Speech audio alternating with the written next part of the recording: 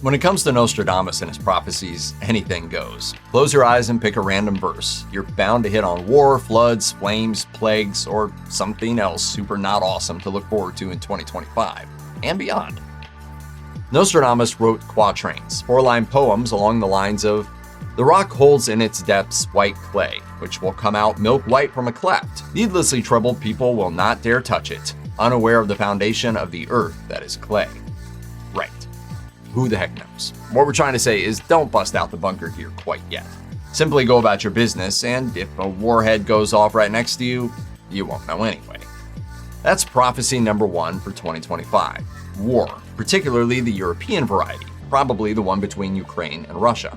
For those keeping score at home, from Century 7, Quatrain 25 of the prophecies, we get, "Through long war all the army exhausted, so that they do not find money for the soldiers. Instead of gold or silver, they will come to coin leather, Gallic brass, and the crescent sign of the moon."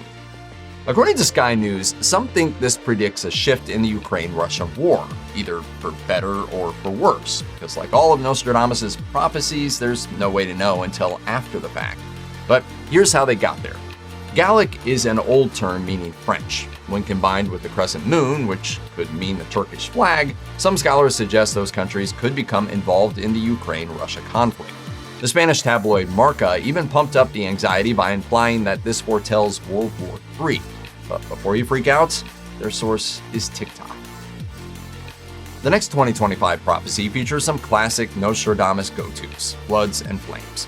In the prophecies, the quatrain reads, "Garden of the world near the new city, in the path of the hollow mountains, it will be seized and plunged into the tub, forced to drink waters poisoned by sulfur." Coming from Century 10, Quatrain 49, this prophecy is ultra vague and not even clearly related to 2025. After all, the centuries in the prophecies don't actually connect to specific eras. It's all just a grab bag of misery. But if we allow ourselves to engage in speculation, the quatrain in question could potentially be linked to the Amazon basin and Andes Mountains. The new city part is a bit confusing, as we don't know if this means new to Nostradamus in the mid-1500s or new to us in the early 21st century. Which is it?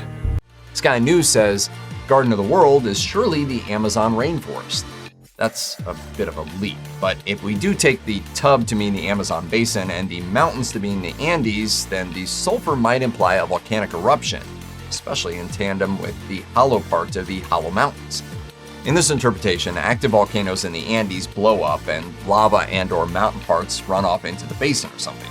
Stay tuned.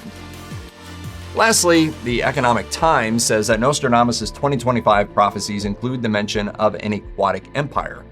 This empire is somehow connected to floods and that vaguely threatening sounding thing mentioned in a 1991 speech by George Bush the Elder. It is a big idea, a new world order.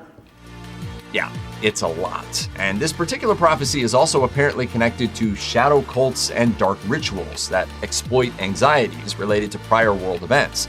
Sounds like clickbait. But if we look at the prophecies itself, there's no mention anywhere of an aquatic empire. The word empire gets mentioned a bunch of times, usually connected to decay and ruin, but never related to the ocean. The word aquatic appears in Century 1, Quatrain 21, as in a horrible fish, with face human and its end aquatic, which will be taken without the hook. Sounds creepy, but the word ritual never appears, and the only time the word cult crops up is in Century 1, Quatrain 8, the last line of which reads, "Chasing, though not entirely, the cult of saints." So what does this all mean? No idea. And how does any of this relate to a new world order? Check back in a year and we'll let you know how it turned out. Or not.